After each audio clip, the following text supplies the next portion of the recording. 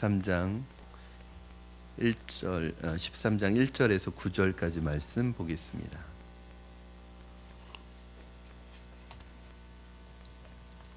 신약성경 마태복음 13장 1절로 9절까지 말씀을 저와 여러분 한 절씩 교독하시고 마지막 9절 말씀은 합독해서 하나님 말씀 받겠습니다.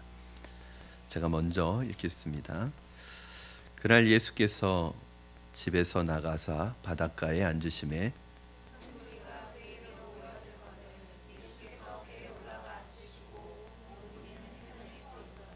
예수께서 비유로 여러 가지를 그들에게 말씀하여 이르시되 씨를 뿌리는 자가 뿌리러 나가서 더러는 흙이 얕은 돌밭에 떨어짐에 흙이 깊지 아니하므로 곧 싹이 나오나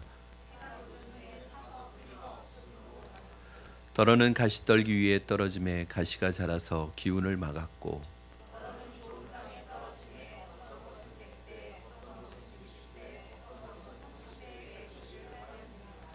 귀 있는 자는 들으라 하시니라. 아멘. 하나님은 영이시니 예배하는 자가 영과 진리로 예배할지니라. 아멘. 하나님 오늘 이렇게 예배하는 자들을 찾으시는 줄로 믿습니다. 예배라는 것이 참 능력이 있습니다. 여러분이 나라를 위해서 또 교회를 위해서 그리고 여러분 사랑하는 사람들을 위해서 우리가 대단한 거 할 것이 아니라 우리는 하나님 앞에 예배하면 하나님께서 일하십니다. 우리가 하나님 앞에 예배할 때 하나님께서 우리의 마음 가운데 소원을 하시고 그것을 예배 가운데 이루세요. 여러분 이스라엘 백성들이 하나님을 찬양할 때 하나님께서 대신 싸워주시는 거예요. 나라와 민족을 위해서 우리가 할 수 있는 것이 예배만 드리고 있으면 되느냐? 물론 예배만 드리고 있으면 안 되죠. 그러나 예배를 포기해서는 안 됩니다. 사실은 예배 드릴 때 하나님께서 일하시고 역사하시는 것이고 저는 그 어떤 위대한 일보다도 하나님을 예배하는 것처럼 위대한 일이 없다고 생각해요. 그때 하나님이 일하시기 때문입니다. 그러니까 여러분이 지금 여기에서 앉아서 예배하는 것은 그 어떤 정치인의 정치보다도 어떤 군인의 그 힘보다도 아주 강력한 하나님의 능력이 된다는 것을 여러분이 믿으시기 바랍니다. 그래서 여러분이 그냥 와서 앉아 있는 게 아니라 여러분 지금 여러분이 할 수 있는 가장 큰 위대한 일들을 하고 계시는 거예요. 그게 바로 예배하는 것입니다. 오늘 하나님께 예배하는 가운데 여러분을 통해서 여러분의 모든 기도의 제목들이 하나님의 방법으로 하나님의 때에 이루어지는 역사가 있기를 주님의 이름으로 축원합니다. 네, 오늘 우리가 지난 두 번에 걸쳐서 길가에 뿌려진 씨와 돌밭에 뿌려진 씨에 대해서 살펴보았습니다. 씨는 똑같은데 이 씨가 어디에 떨어지느냐에 따라서 열매를 맺을 수도 있고 열매를 맺지 못할 수도 있다는 것이 핵심입니다. 그러니까 하나님의 말씀은 똑같아요. 그런데 하나님의 말씀이 떨어지는 마음의 상태에 따라서 어떤 사람은 결실하고 어떤 사람은 결실하지 못하는 거예요. 여러분이 이 시간에 똑같은 자리에 앉아서 똑같은 시간에 예배를 드리지만 어떤 사람은 결실하는 삶을 살아가고 어떤 사람은 열매 맺지 못하는 삶을 살아간다는 거예요. 이게 다른 얘기가 아니라 여기에서 지금 일어나는 이야기입니다. 저는 여러분 마음속에 떨어진 하나님의 말씀의 씨가 여러분 좋은 옥토밭이 되어서 열매 맺는 데까지 나아가시기를 주님의 이름으로 축원합니다. 그래서 오늘 여기 와서 예배 드리는 여러분 안에 피곤하고 힘들어서 또는 일주일간의 삶에 지침을 가지고 왔을지라도 오늘 예배하는 가운데 여러분에게 하나님이 주시는 새 힘이 임하기를 주님의 이름으로 축원합니다. 그래서 이곳을 나갈 때는 우리 지난번에 말라기 말씀에 봤던 것처럼 송아지가 외양간을 나와서 뛰어놀듯이 정말 새 힘을 얻어서 가시기를 주님의 이름으로 축원합니다. 그게 예배예요. 저는 하나님 앞에 우리가 예배를 잘 드리면 오히려 힘들어서 예배 드렸을 때 하나님께서 그 새 힘을 주시고 몸이 아플 때 하나님 앞에 예배 드리면 하나님께서 예배하는 가운데 우리의 몸을 오히려 건강하게 해주실 줄로 믿습니다. 왜 그러느냐? 그러면 예배할 때 하나님이 임재하시고 하나님께서 우리 가운데 오세요. 하나님이 오시면 모든 우리 안에 어두운 그늘은 사라지고 하나님께서 우리 안에 오시면 하나님이 주시는 새 힘을 주실 줄로 믿습니다. 오늘 예배하고 돌아가시는 여러분들 안에 한 분도 그냥 왔다 그냥 돌아가시지 않고 오늘 주신 말씀이 여러분들의 마음속에 잘 뿌리 내려서 결국은 여러분의 삶에서 열매 맺고 결실하는데 하나님께서 100배, 60배, 30배 여러분의 상황에 따라서 환경에 따라서 또 다양하게 열매 맺는 삶이 되기를 주님의 이름으로 축복합니다. 다시 한번 좀 정리를 하겠습니다. 길가밭은 어떤 마음의 밭이냐, 어떤 마음의 상태이고 태도인가? 길가밭은 너무나 많은 사람들의 생각이 그 사람 마음 속에 또 그 사람 생각 속에 지나간 길. 그래서 너무 많은 사상과 철학과 지식과 이 세상의 지식으로 너무 가득 차 있어서 그것이 꼭 세상적인 지식이 아닐지라도 심지어는 그것이 교회에서 얻은 지식일지라도 인간의 생각이 너무 많아가지고 하나님의 말씀이 들어가기에 뿌리 내리기에 절대 틈이 나지 않는 딱딱하고 단단한 마음의 상태를 이야기합니다. 그래서 하나님의 말씀이 들려질 때 다 쳐요. 인간의 생각으로 인간의 지식으로 내 이성과 판단으로 다 쳐요. 내 지식과 내가 공부한 모든 그 학문이 하나님의 말씀을 받아들고 그 하나님의 말씀을 듣는데 아무런 도움이 되지 않는 이때 그렇게 내 마음이 단단하고 딱딱해서 하나님의 말씀을 받아들이지 못할 때 그 말씀을 누가 와서 먹어버리냐면 사탄이 와서 먹어버립니다. 그래서 첫 번째 마음의 밭의 적은 사탄이었습니다. 그러니까 여러분 말씀이 떨어질 때 빨리 아멘으로 받으셔야 돼요. 그냥 말씀 그대로 놓아두시면 안 되고 이게 내게 주시는 말씀이라는 확신이 생기고 그 말씀이 내 마음속에 와 닿으면 그 말씀을 그냥 붙들으셔야 됩니다. 그래 뺏기시면 안 돼요. 두 번째 돌밭이라고 우리가 일반적으로 말하는데 이것은 뭐냐면 돌이 깔려 있고 그 위에 흙이 얇게 깔려 있는 거예요. 그래서 사실은 흙인 것 같지만 그 밑에 돌이 너무 많아서 이 씨가 뿌리를 내려도 깊게 내리지 못하는 거죠. 돌 때문에. 그래서 햇빛이 비치면은 말라 죽는 결국 결실하지 못하는 이 마음의 밭은 뭐라고 말씀드렸죠?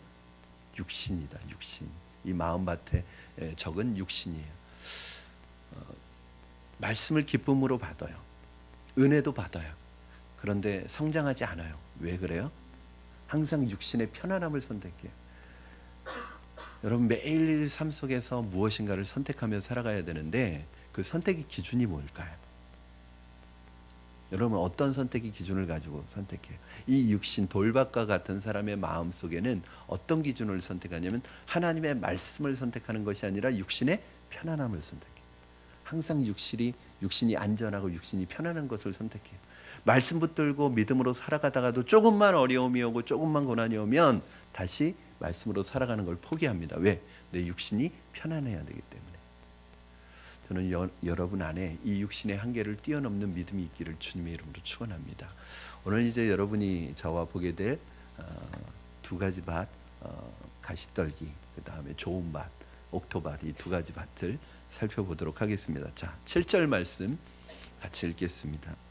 7절 시작. 덜어는 가시떨기 위에 떨어짐에 가시가 자라서 기운을 막았고. 가시떨기 위에 떨어졌던 씨는 가시가 자라서 기운을 막았대요. 그러니까 이 씨가 떨어져서 뿌리를 내리기도 해요. 그리고 자라요. 성장까지 해요. 그런데 어느 정도 성장을 하다가 뭐에 딱 막혀요? 가시의 기운에 막혀버려요. 이게 뭐냐? 이 가시가 예수님께서 아주 친절하게 설명해 주시고 계십니다. 우리 22절 말씀 같이 읽겠습니다. 시작. 가시떨기에 뿌려졌다는 것은 말씀을 들으나 세상의 염려와 재물의 유혹에 말씀이 막혀 결실하지 못하는 자요. 이 사람은 말씀을 잘 받아들입니다. 그리고 말씀을 믿습니다. 그리고 예수님을 사랑합니다. 그리고 말씀을 기뻐해요. 우리 성도님들 보면 이제 어느 정도는 말씀에 대한 사모함이 있고 말씀을 잘 받는 분들이 있어요. 그리고 말씀을 가지고 그 말씀대로 살아가려고 나름대로 애도 씁니다. 그러니까 믿음이 자라기 시작해요. 굉장히 긍정적인 모습입니다. 저는 이걸 보는 것이 너무너무 감사해요. 우리 교회 오셔서 말씀을 통해서 이렇게 마음의 상처가 치유되고 일어나지도 못할 것 같았던 분들이 또 말씀으로 회복이 돼서 믿음이 성장이 생기고 조금씩 말씀에 대한 사모함이 생겨서 말씀에서 자라가는 모습을 보는 게 사실은 목회자로서는 가장 큰 기쁨이죠. 이건 어떤 것과도 비교할 수 없는 기쁨이죠. 그런데 어느 순간 보면 그 순간 그 성장한 그곳에서 더 이상 자라지 않고 오랫동안 정체되어 있고 멈춰 있는 분들이 꽤 많습니다. 우리 교회 분들이 그렇다는 게 아니라 그런 일반적으로 신앙이 어느 순간까지는 자라요. 막 사모함도 있고 기쁨도 있고, 여러분들 보시면 그런 분들 주변에 많이 보신 적이 있을 거예요. 막 말씀의 은혜를 받기 시작하고 이제 믿음으로 자라기 시작하고 뭔가 하나님을 알아가려고 하고 믿음으로 조금씩 성장을 해요.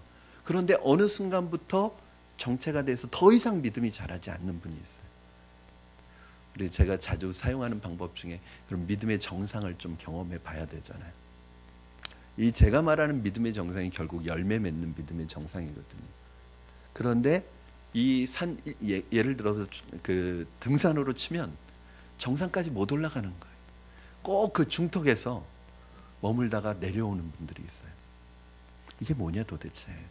가시가 우리가 말씀으로 자라고 말씀의 씨가 떨어져서 그 자라는데 그걸 딱 막아버려서 더 이상 자라지 못하게 하는 그 원수가 누구냐, 적이 누구냐. 오늘 본문에서는 예수님이 그것을 두 가지로 설명하시는데 세상에 대한 염려 그리고 재리의 유혹, 재물에 대한 유혹, 이 두 가지 때문에 더 이상 신앙이 자라지 않는다. 여러분 잘 보세요. 어떤 분이 믿음으로 신앙생활을 하고 이제 믿음이 자라기 시작하다가 결정적으로 이분이 믿음의 신앙이 정상까지 자라지 못하는 이유는 딱 두 가지밖에 없습니다. 제가 볼 때도 뭐냐면 세상에 대한 염려가 너무 많아요. 염려가 많은 분들은 절대 신앙이 자라지 않습니다. 예수님께서 이미 마태복음 13장에 이 하나님의 이 천국의 비유를 하시기 전에 산상수훈에서 이미 염려하지 말라고 했어요. 왜냐하면 이 염려는 하나님을 신뢰하는 그 믿음을 가장 먼저 깨트리는 거죠. 내가 믿음으로 자라가다가도 염려가 막 들기 시작하고 그 염려가 나를 사로잡기 시작해. 처음에는 그냥 살짝 염려했어요. 그런데 나중에는 이 염려가 내 안에 깊이 들어와서 이 염려에서 빠져나오지 못해. 계속 이제 걱정되는 생각만 하는 겁니다. 그러면 이 염려가 깊어지기 시작하면 찬송이 없어져요. 이 염려가 깊어지기 시작하면 말씀도 보기 싫어져요. 이 염려가 깊어지기 시작하면 이제 신앙생활하는 것도 어려워져요. 이 염려가 굉장히 무서운 것입니다. 우리가 사람이기 때문에 염려를 안 할 수는 없어요. 나는 아무것도 염려 안 된다. 그러기는 어려워요. 염려라는 것도 일종의 우리 감정이에요. 그렇죠? 그러나 염려가 들어올 수는 있지만 그 염려가 우리의 마음속에 자리 잡으면 안 되거든요. 결국은 염려하지 않는 근거는 우리에게 없습니다. 사실은 우리를 보면 늘 염려하면서 살아가는 게 어려우면 어쩌면 당연해요. 그게 우리의 모습입니다. 여러분이 살아가는 삶의 현장과 여러분이 살아가는 생활을 보면, 현실을 보면 염려할 게 많아요? 기뻐할 게 많아요? 염려할 게 훨씬 많아요. 아마 제가 여기 있는 분 한 분 한 분 지금 물어봐도 염려거리가 없는 분이 하나도 없을 거예요. 그러나 그 염려라는 것이 우리를 향한 하나님의 신뢰를 가장 먼저 깨트리는 이유가 뭐냐면 하나님께서는 그 염려하지 말라는 거예요. 왜냐하면 내가 너희 아버지가 되기 때문에 염려하지 말라는 거예요. 너희들 그거 염려하지 말고 오히려 진짜 너희들이 염려할 게 있다. 영적인 고민할 게 있다. 그러니까 염려도 다 나쁜 염려는 아니에요. 세상에 대한 염려는 나쁜 염려예요. 그건 우리의 신앙을 다운시킵니다. 그러나 영적인 염려, 영적인 고민은 많이 하실수록 여러분의 건강에 좋습니다. 영적인 건강에. 영적인 염려가 어떤 염려일까요? 어떻게 하면 내가 하나님께 더 많은 기도의 시간을 확보할 것인가. 그러니까 기도하지 않는 것에 대해서 염려하셔요. 내가 왜 자꾸 이렇게 바빠서 기도할 시간을 내지 못하지? 왜 내가 왜 하나님 앞에 이 말씀 볼 시간을 자꾸 내지 못하지? 내가 왜 말씀대로 살지 않지? 이런 염려가 있어야죠. 그런데 우리 이런 염려보다는 세상에 대한 염려가 왜 그러면 세상에 대해서 염려할까요? 한 가지예요. 이것을 이렇게 바꿀 수 있습니다. 세상에 대한 염려와 재리의 유혹은 원래 하나예요. 무슨 말이냐면 세상에 대한 염려는 세상을 사랑하기 때문에 염려하는 거예요. 그러니까 세상에 대한 염려, 재물의 유혹은 한마디로 말하면 세상에 대한 사랑과 재물에 대한 사랑인데, 세상에 대한 사랑 중에서 가장 큰 사랑이 뭐냐면 재물에 대한 사랑이에요. 여러분 세상에 대한 염려 중에서 여러분 중심에 있는 염려가 뭔지 한번 보세요. 재물에 대한 염려 아닙니까 결국? 그렇지 않나요? 물론 100%는 아니에요. 세상에 여러 가지 염려거리가 있지만 그 중에서 가장 깊은 우리의 삶의 염려를 주는 것은 뭐냐면 결국 먹고 사는 문제죠. 그래서 이걸 이렇게 바꿀 수 있는 거예요. 세상에 대한 사랑과 재물에 대한 사랑. 그러니까 재물에 대한 이 사랑과 세상을 사랑하면 신앙은 자라지 않습니다. 여러분 어떻습니까? 여러분은 세상에 대한 사랑과 재물에 대한 사랑을 가지고 있습니까? 아니면 놓은 상태입니까? 이분들은 하나님의 말씀을 들을 때 잘 듣습니다. 기쁨으로 반응합니다. 듣는 것을 좋아해요. 말씀을 잘 받아들이고 주님을 사랑한다고 고백도 합니다.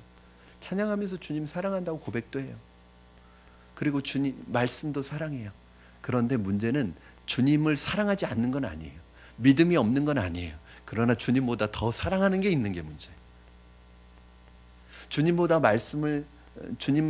말씀보다 더 사랑하는 게 뭐냐면 바로 세상을 더 사랑하고 물질을 더 사랑하고 돈을 더 사랑하는 거예요.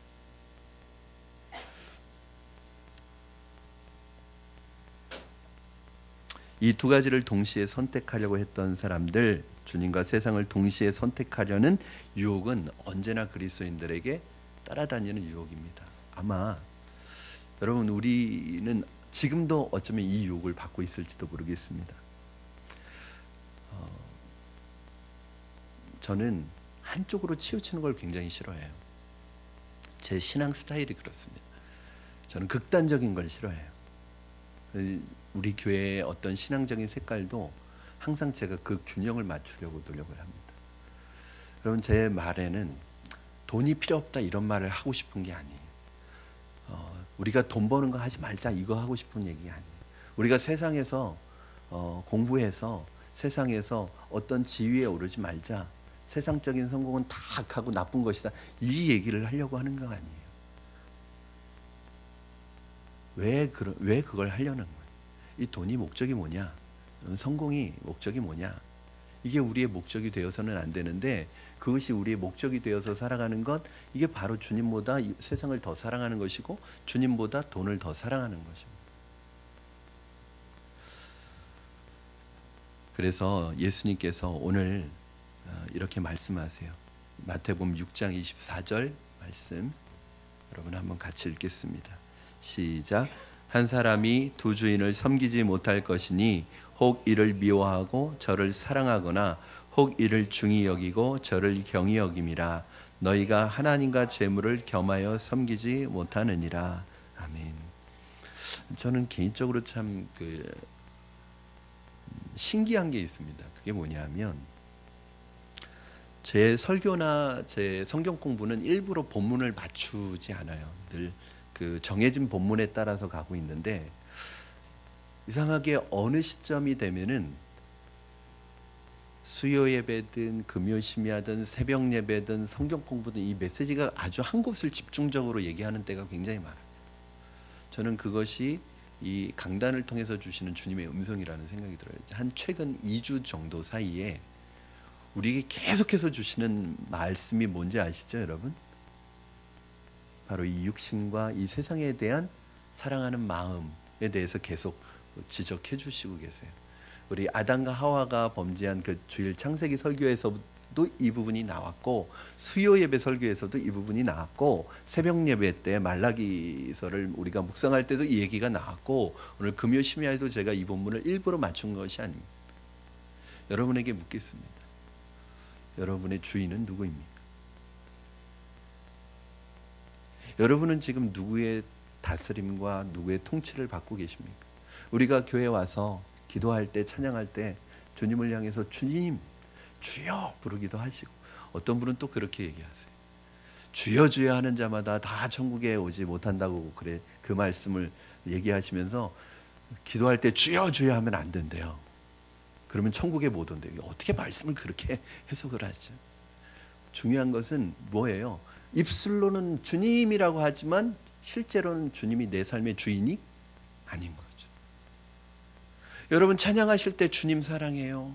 주님 감사해요. 그리고 주님이라고 고백하지만 입술로는 예수님이 여러분의 삶의 주인이시고 하나님이 여러분을 다스리는 통치자이시라고 말로 주님이라고 고백하지만 우리의 삶으로 돌아가서 정말 주님이 되시고 계신가요? 아니면 여전히 내가 주인 아닌가요? 내가 내 인생의 주인 아닌가요? 한번 생각해 보셨으면 좋겠습니다. 예수님께서 그런 말씀을 하세요. 물질과 재물을 겸하여 섬길 수 없다. 하나님과 물질을 겸하여 섬길 수 없다. 이게 항상 말씀드리지만 이걸 같이 섬길 수는 없는 거예요. 이 섬긴다는 말이 여러분 무슨 말이에요? 우리 이 예배를 서비스라고 하잖아요. 뭐 영어로 하면 월십이라고도 하지만 서비스라고도 해요. 그건 뭐냐면 하나님을 섬기는 거예요. 예배는.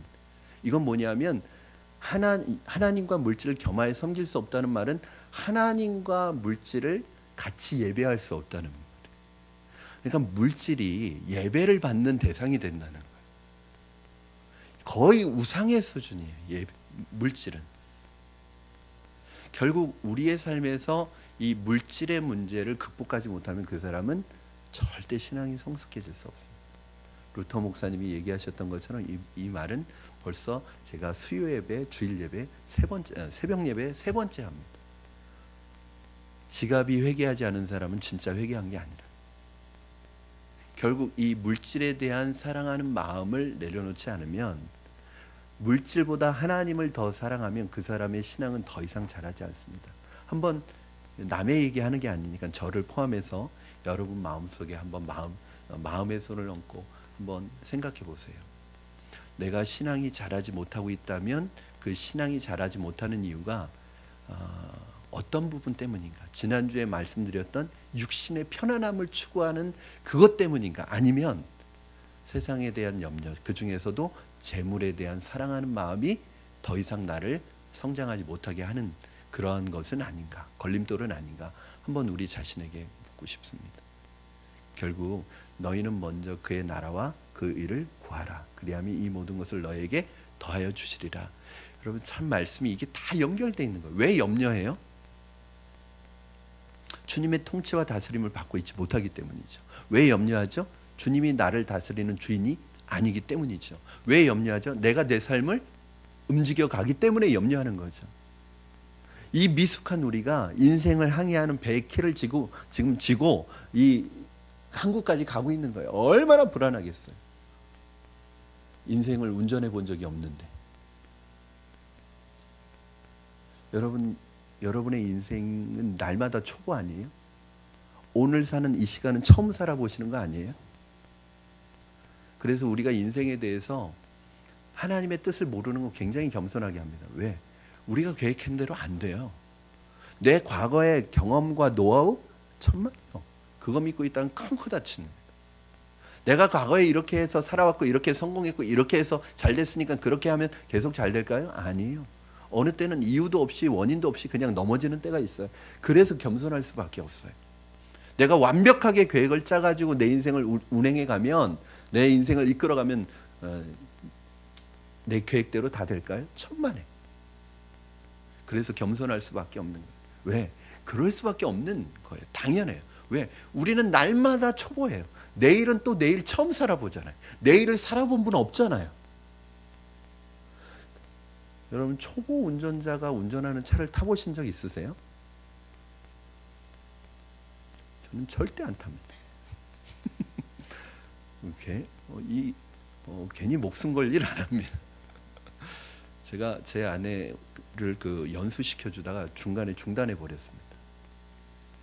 큰일 나겠다. 옆에 타고 있다가 큰일 나겠다. 제가 한번 초보 운전자 이렇게 탔는데 정말 여기 잡고 있는 이 손을 놓지를 못하겠더라고요.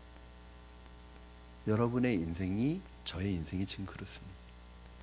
내가 내 운전대 잡고 가면 날마다 불안하고 염려가 안 되는 게 이상하죠. 염려가 되는 게 될 수밖에 없죠. 왜요? 인생의 초보 운전이니까. 그런데 왜 주님은 염려하지 말라고 그러세요? 그 비결이 뭐예요? 너희는 먼저 그의 나라와 그의 의를 구하라. 하나님의 나라를 구하래요. 그럼 어떻게 하면 하나님의 나라를 구하는 게 될까요? 하나님의 나라는 하나님의 통치를 구하라는 거죠. 하나님의 다스림을 구하라는 거죠. 하나님, 내 인생을 통치해 주시고 내 인생을 다스려 주시고 내 인생의 주인이 되어 주시고 내 인생의 목자가 되어 주시면 내가 부족함이 없는 거죠. 하나님이 나의 인생을 책임지시고 이 탁월한 1등 항해사인 주님께서 내 인생의 배의 키를 잡고 가신다면 그 배를 타고 있는 우리는 안심할 수 있습니다. 목적지까지 도착하는 데 있어서 편안한 마음으로 도착할 수 있습니다. 결국은 이 모든 문제는 내가 세상을 살아가는 데 있어서 세상이 내게 주인이 되어 있고 물질이 내 삶의 주인이 되어 있으니까 불안할 수밖에 없는 것입니다. 사랑하는 여러분, 오늘 내 인생의 주인이 바로 예수 그리스도가 되시기를 주님의 이름으로 축원합니다. 여러분 이미 예수님 믿을 때 그렇게 받아들이셨어요. 주님을 내 인생의 주인으로 받아들이셨어요. 내 마음의 보좌에서 나는 내려오고 주님을 내 인생 왕자에 앉혀드렸어요. 그러면 이제 참견하지 마세요. 자꾸 이제 주님이 알아서 하시도록 하셔요. 자꾸 주님께 참견하지 마시고 끼어들지 마시고 여러분이 판단하지 마시고 여러분이 가지 마시고 항상 물으셔야 돼요. 구하라. 그리하면 구할 것이요. 찾으라. 그리하면 찾을 것이요. 두드리라. 그리하면 열릴 것이니라. 이때 구하라 이 말씀이 뭐예요? 구하라. 영어 성경에는 ask. 물으라는 거죠. 하나님께 찾고. 왜요? 내 인생의 주인이 하나님이시니까 묻는 거예요. 자녀를 키울 때도 자꾸 묻는 거예요. 하나님께. 하나님 어떻게 해야 될까요? 그러면 하나님이 그렇게 가라 이렇게 하시지는 않죠. 하나님 오늘 아침에는 빨간 양말을 신을까요? 파란 양말을 그런 건 절대 묻지 마세요. 그건 여러분 알아서 하세요. 그런 거. 하나님 지금 몇 시예요? 그런 것도 묻지 마세요. 시계 보시면 돼요. 그건.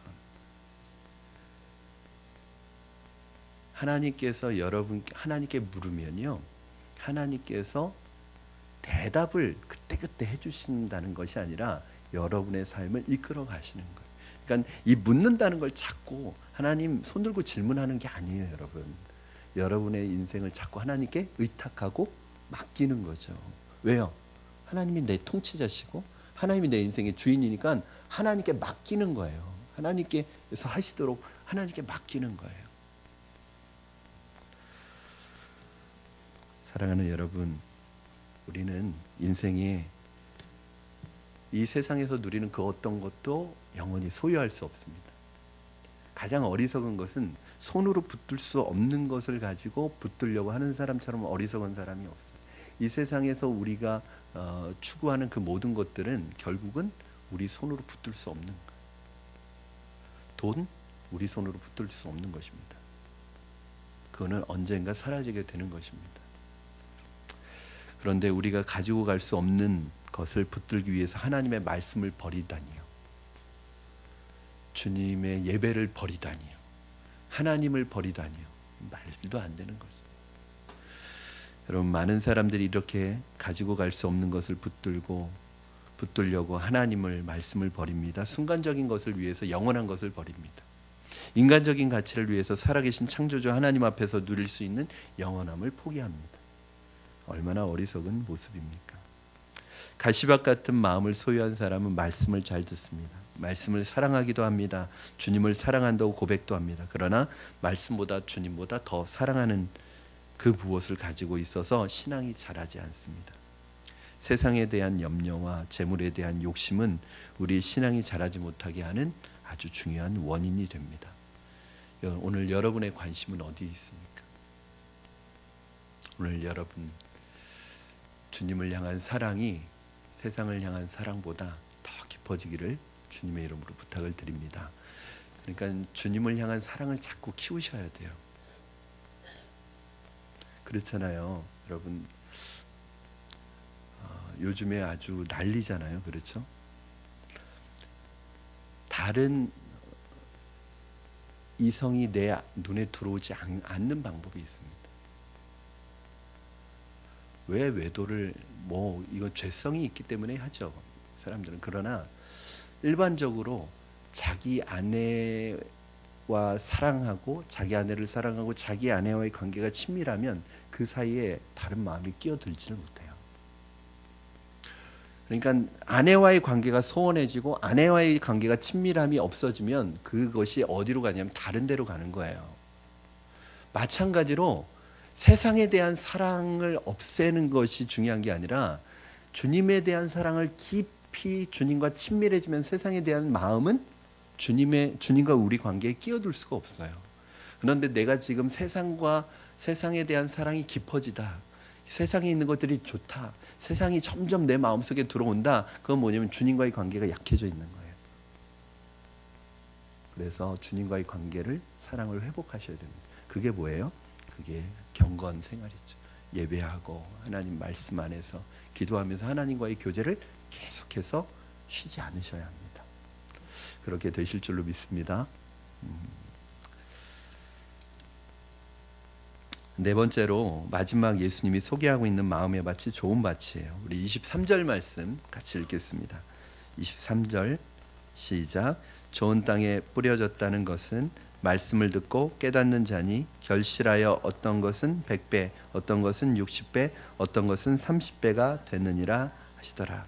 그러니까 결국 좋은 땅에 말씀이 떨어지면, 씨가 떨어지면 100배, 60배, 30배 결실을 한다는 거예요.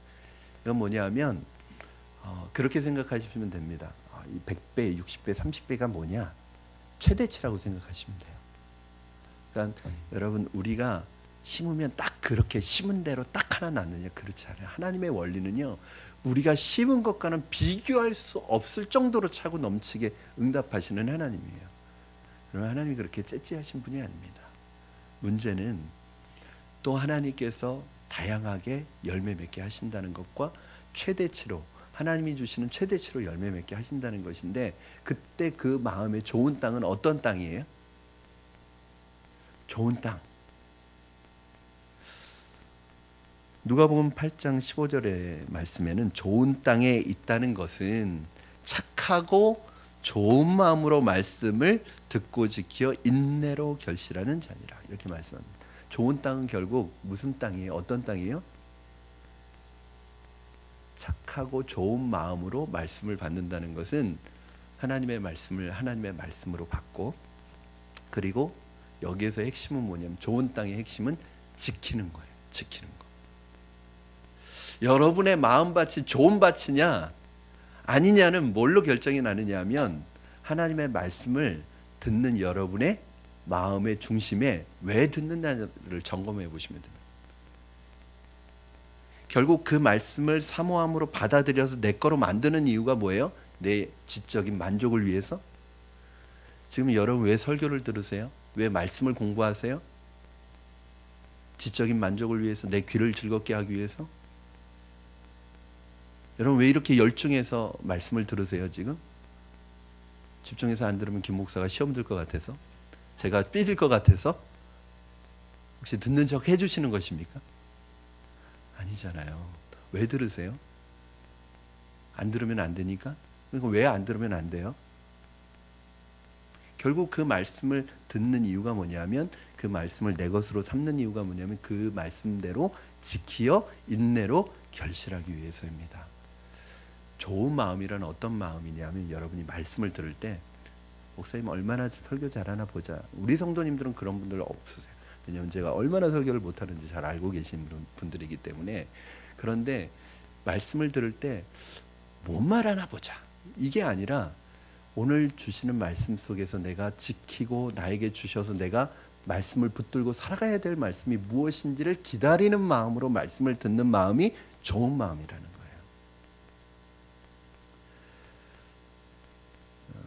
저는 여러분이 말씀의 평가자가 되지 않기를 주님의 이름으로 축원합니다.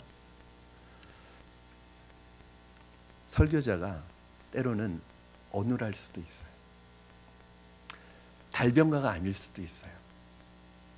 젠틀하게 말씀을 전하지 않을 수도 있어요. 때로는 투박하게 말씀을 전할 수도 있어요. 때로는요, 만약에 제가 너무 몸이 아파서 올라왔어요. 그래서 저도 그런 때가 있거든요. 새벽에 특히 내가 뭔 말을 하고 내려갔는지 몰라요. 뭔 설교를 했는지도 모를 정도로 정신없이 설교하고 내려가는 때도 있어요. 그런 때라도 그럼 그 말씀 속에서 내가 지키며 살 수 있는 말씀을 발견하는 것, 이게 좋은 마음이에요. 그 마음으로 듣는 거예요. 여러분이 말씀을 듣는 이유는 말씀에 대한 지식을 쌓기 위한 것도 아닙니다. 말씀을 많이 알아가기 위한 것도 아닙니다. 결국은 그 말씀대로 살기 위해서 말씀을 듣는 거예요. 한 가지 말씀드리겠습니다. 결국은 여러분이 어떤 말씀을 들었든지, 얼마나 많이 예배를 드렸든지, 얼마나 설교를 많이 들었는지 중요하지 않아요. 그 많은 설교 중에서 결국 내가 내 것으로 삼고 그 말씀을 내 삶에 적용하고 지키지 않으면 그 말씀은 내 말씀이 되지 않습니다. 여러분, 한번 제가 질문하고 싶습니다. 여러분이 그토록 많이 들었던 설교 중에서 지금 내 말씀인 말씀이 있습니까? 내게 주신 하나님의 말씀으로 지금 내 삶에 이루어진 말씀이 있습니까? 이게 우리의 약점이에요. 내가 말씀을 많이 듣고 있으면 내가 그런 사람이라고 착각하는.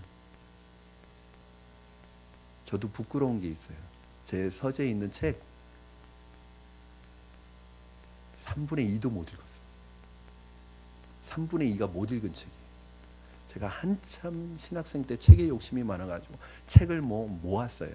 한 달에 할부를 5개까지 부은 적도 있어요. 책 욕심이 많아가지고. 근데 돌이켜보면 욕심이었어요.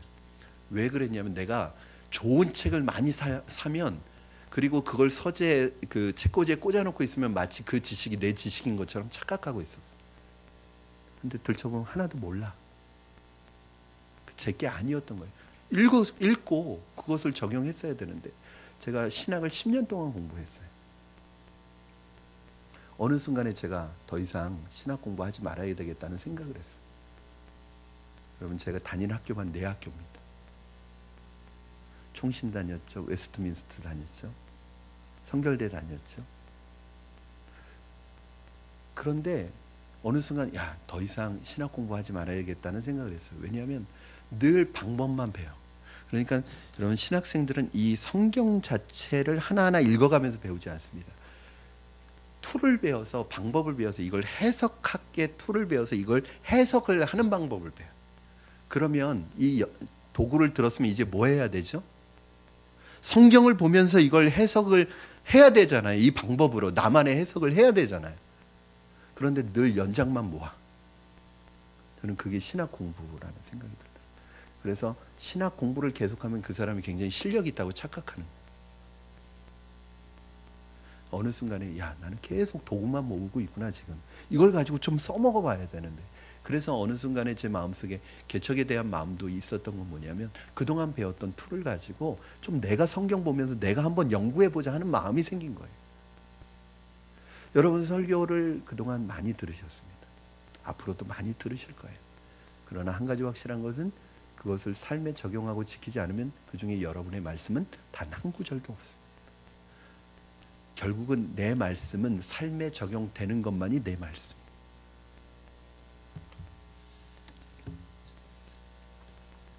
데살로니가 교인들은 짧은 교회 역사에도 불구하고 소문난 교회가 될 수 있었던 이유가 무엇입니까? 하나님의 말씀을 받을 때 사람의 말로 받지 아니하고 하나님의 말씀으로 받았습니다. 저는 여러분이 말씀을 받을 때마다 사람의 말로 받지 아니하고 하나님의 말씀으로 받아서 그 말씀을 여러분의 삶에 지키고 적용하는 데까지 나아가시기를 주님의 이름으로 축원합니다. 그리하면 하나님께서 여러분, 제가 지난주에도 말씀드렸죠.